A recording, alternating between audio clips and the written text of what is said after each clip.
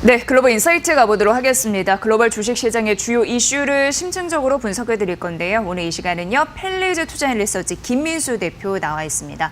대표님, 어서 오세요. 네, 안녕하십니까. 네, 연휴는 잘 쉬었죠? 네, 잘 쉬셨죠? 네, 네. 이제 본격적으로 우리가 시장을 봐야 되는데 여러 가지 불확실성이 있어서 문제입니다. 네. 자, 그런 상황에서도 이제 글로벌 시장이니까 투자 자금이 어디로 갈까 이 부분을 오늘 전격적으로 파헤쳐 보려고 하는데 네. 지금 중요한 게요, 착한 기업으로 쏠리고 있다고 합니다. 그런데 궁금한 건 뭐가 착한 기업이냐? 그렇죠. 도대체 뭔가 이 부분이 중요할 것 같은데 정의를 일단 내려주시죠. 네, 착한 기업이라고 정의를 하게 되면 딱 네. 영어 세 글자로 압축할 수 있을 것 같습니다. 네, 그래서 어떡해요? ESG라고 많이 표현이 되고 있는데요. 예. 특히 환경, 사회, 지배구조 이 세 가지의 약자를 영어로 따서 ESG라고 많이 얘기를 하고 있는 상황인데요. 그러나 즉 기업이 어느 정도 환경과 사회에 얼마나 기여하고 그에 따라서 기업 지배구조를 건전하게 가져가느냐 이 부분에 따라서 이 재무적이 아닌 비재무적 요소도 투자에 고려를 해야 된다라는 관점 쪽으로 바라보고 있고요.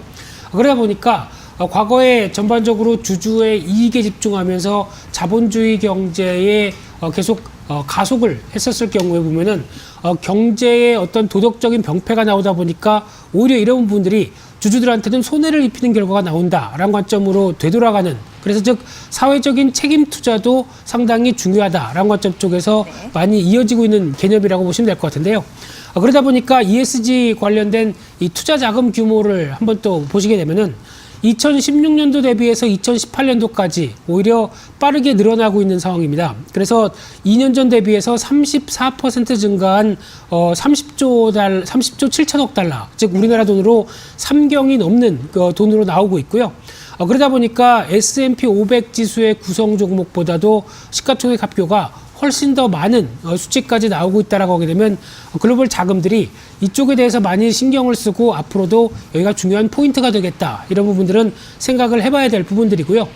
특히 2019년 작년 흐름들 같은 경우는 ESG 펀드에 대한 유입 자금을 봤었을 때 오히려 가장 많이 늘어나고 있는 상황들입니다. 그래서 2013년도부터 부각을 받기 시작하면서 꾸준하게 증가세를 보이다가 작년 같은 경우는 그 훨씬 더 많은 자금들이 들어오면서 관련된 펀드에서도 시장이 주목을 하고 있구나라고 보시면 될 것 같은데요.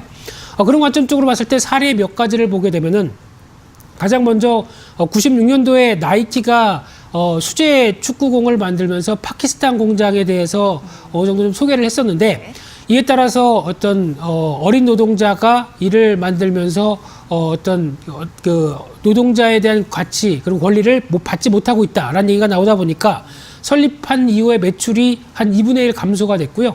그래서 주가도 한 37% 감소하고 직원도 큰 폭으로 감원했다라는 관점 쪽에서 이런 어떤 변화들도 눈에 띈다고 봐야 될 것 같고요. 또 하나 두 번째로는 글로벌 금융위기죠. 이쪽도 어떤 자본주의의 병폐와 폐해 때문에 나오고 있는 여러 가지 부분들을 또 한번 교훈으로 삼았다라고 볼 수 있는 상황들이고, 또 좋은 사례를 봤었을 때 JP 모건 체이스의 디트로이트 도시재활 사업도 볼 수 있을 것 같습니다. 2억 달러를 투자해서 파산한 시에 대해서 정부가 정상화 시켰을 때 나오는 변화들, 그래서 투자액을 모두 회수하고도 충분히 수익을 거뒀다라고 하게 되면 이런 어떤 조건 없는 여러 가지 부분에 대해서 어느 정도 투자를 했었을 때 나올 수 있는 파장은 사회적으로 상당히 크다라고 볼 수 있는 상황들이고요.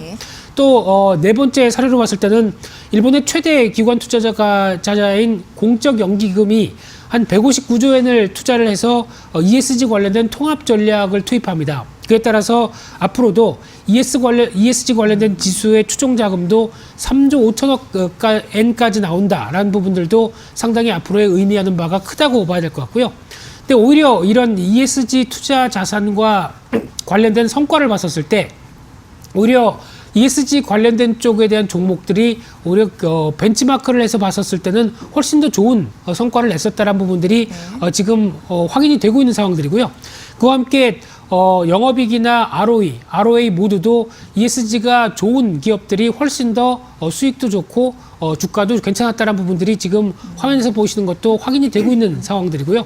그러다 보니까 국내 기업들도 여기서 ESG 관련된 쪽에 대한 패러다임이 자유롭지 못하다라는 부분들도 확인되고 있는 상황들인데, 일단 2015년도 포스코 인터내셔널이 인도네시아의 파퓨아 팜유 농장에 대해서 열대림에 대한 파괴가 이어진다라는 관점이 나오다 보니까 네덜란드 공적연금이나 노르웨이 국부펀드에서 포스코나 포스코 대우까지도 투자 자금을 회수하는 흐름들이 나오기 시작했었죠.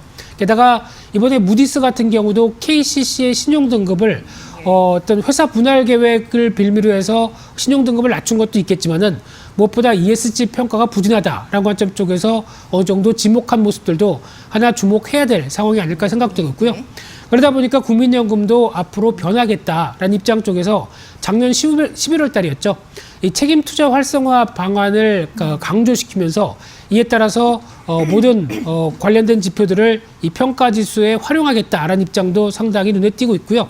그와 함께 한국투자공사도 올해 ESG 통합 체계를 구축하겠다라는 관점이라고 하게 되면 아마 국내에 관련된 투자 부분들도 이에 따라서 어느 정도 가시화가 돼 있고 그에 따라서 글로벌 투자 자금과 연계돼서 나올 수 있는 부분들도 꼭 생각을 할 필요가 있겠다 이렇게 말씀드리고 싶습니다. 네, ESG라고 말씀하셨습니다. 그러니까 약자를 하나씩 딴 거죠. 착한 네. 기업이라고 해서 첫 번째 환경, 두 번째 사회 책임, 마지막 이제 지배 구조 이쪽에서 평가가 괜찮은 기업에 지금 글로벌 투자 자금이 3조 달러 정도 움직이고 있다고 합니다.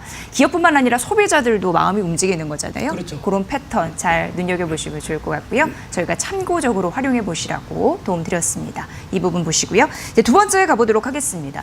우리가 왜 4차 산업혁명 시대에 얘기를 할 때부터 AI가 좀 단골 소재로 나왔습니다. 네. 그런데 AI 쪽은요. 아무래도 이제 미국과 중국이 선도하는 국가이다 이렇게 볼 수 있는데 네. 최근 또 중국이 치고 나오고 있는 흐름들이 포착이 돼서 이 부분 좀 알려드리려고 합니다. 대표님? 네. 예.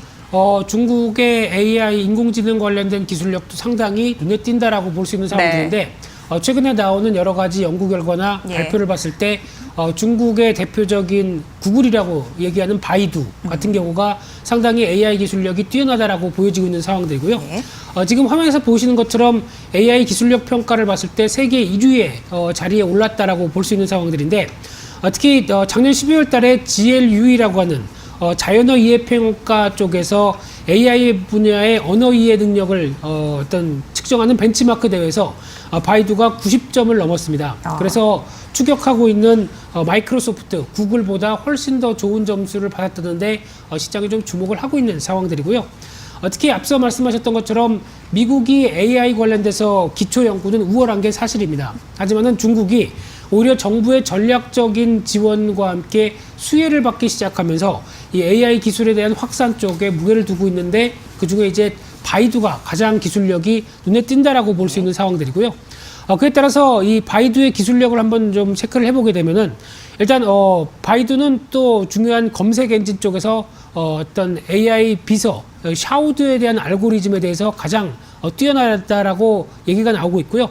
거기다가 자연어 이해 모델과 관련된 여러 가지 어떤 알고리즘이 상당히 적용하는데 어떤 부각을 많이 받고 있다라고 보여지고 있는데 아마 올해 또 개최되는 AI 컨퍼런스 쪽에서 관련된 연구 성과를 발표한다고 하니까 이에 따른 흐름들도 주목해야 될 것 같고요. 네. 또 하나 AI 분야 쪽에서 중국 내 특허 출원 2년 연속 1위를 기록하고 있습니다. 그러다 보니까 작년 10월 달 기준으로 5,700건 이상을 기록을 하고 있고요. 특히 딥러닝이나 자연어 처리, 음성 인식 모두 다 양호한 모습들인데 눈에 띄는 게 지능형 주행 쪽으로도 빠르게 어떤 특허가 늘어나고 있다는 관점 쪽에서 시장은 주목을 하고 있고요. 이에 따라서 자율주행차와 연결될 수 있는 AI 쪽에 대한 보강들이 상당히 눈에 띈다라고 보여지고 있는 상황이고요. 또 하나 중국의 AI 특허 가치 및 경쟁력 보고서를 보게 되면은 AI 특허 핵심 인력수가 바이두가 10명으로 가장 많이 보유하고 있다는 부분들도 눈에 띈다라고 봐야 될 것 같은데 그러다 보니까 혁신 실력 지수 1위까지 올라오면서 여러 가지 중국의 바이두에 대한 부각들이 눈에 띈다라고 보여지고 있고요.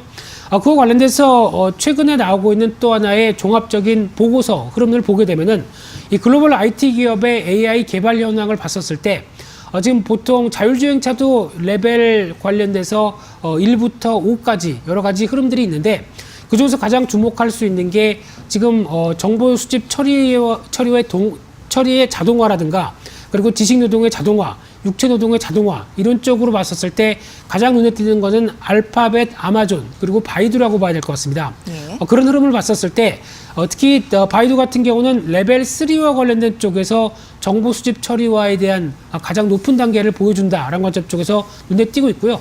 나머지 쪽도 레벨 2까지 올라왔다라고 하게 되면 아마 알파벳이나 아마존이 가장 강력한 어떤 바이두의 경쟁자가 될 가능성이 높다는 관점 쪽에서 AI 부문에 대한 여러 가지 흐름들도 체크할 필요가 있다. 이렇게 말씀드리겠습니다. 네, 중국의 AI 기술력이 이게 부각이 되고 있는 상황입니다. 바이두 이 부분을 좀 보셔야 될 것 같아요. 그래서 올해 AI 컨퍼런스 내용도 주목해 보시면 좋을 것 같고요.